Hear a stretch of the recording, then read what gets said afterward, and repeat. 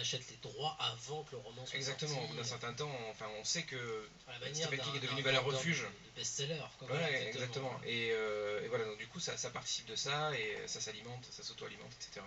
Et il est vrai que, ouais, moi, j'étais pas un grand lecteur quand j'étais adolescent, et je connaissais donc les adaptations. J'avais déjà vu Shining, j'avais déjà vu, je pense que j'avais déjà vu Dead Zone, je suis pas sûr, mais tout ça se confond un peu. Mais en tout cas, c'est sûr, j'avais vu toutes les adaptations télé qui passaient sur M6, donc Les Langoliers, Il est revenu, les Tommyknockers, etc. Donc Stephen King, c'était un nom qui était imprimé dans ma tête, c'était de l'horreur, c'était l'auteur qui faisait de l'horreur, quoi. Et un été, je me suis retrouvé à m'emmerder en vacances.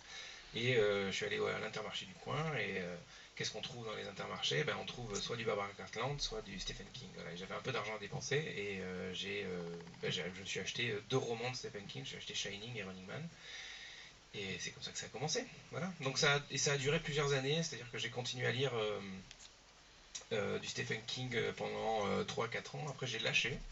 Et j'y suis revenu à l'occasion du livre, et là je me suis replongé dedans. Et même si on pensait qu'on allait être complètement dégoûté de Stephen King, parce qu'on a eu un délai de production qui a été assez court, 5 mois, 5-6 mois, on pensait qu'on en pourrait plus, pardon. Et au final, non, c'est l'effet inverse, c'est-à-dire qu'on a remis le doigt dans l'engrenage, et que là c'est foutu, quoi. C'est tout le corps qui est passé dans la machinerie. Mais ce qui est dingue, c'est que, comme le disait Mathieu, Stephen King est partout depuis qu'on est tout petit. Ouais. Enfin, c'est Sutter Kane, le romancier fictif qui est au cœur de L'Entre de la Folie de John Carpenter. C'est ce qui est montré un petit peu au début du film, en fait. C'est vraiment, les romans sont partout, tout le monde les attend. Enfin, c'est un phénomène assez incroyable. Stephen King, faut quand même rappeler que c'est peut-être le seul auteur de littérature moderne dont on connaît le visage. C'est-à-dire que même les profanes, même ceux qui n'aiment pas lire, savent à quoi ressemble Stephen King. Je pense que c'est le seul auteur, c'est le seul romancier moderne dont on connaît la tête sans avoir jamais lu un de ses livres.